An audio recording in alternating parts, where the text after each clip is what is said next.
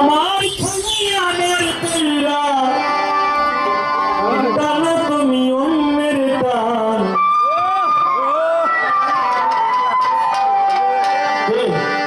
বাস্তব আছে না? অনেক ভক্ত আছে আলী আকবর সাহেব ভালোবাসে, কিন্তু কিছু কিছু ভক্ত আছে এরকমও ভক্ত হইতে পারে যে আলী আকবর শাহকে ভালোবাসছে ঠিকই, আলী আকবর শাহর কাছ থেকে মিলতে কথাটি নিয়ে এরপরে আলী আকবর শাহর বিরুদ্ধেই মানে সে আলাদা একটা গন্ডগোল সৃষ্টি করে বলছে।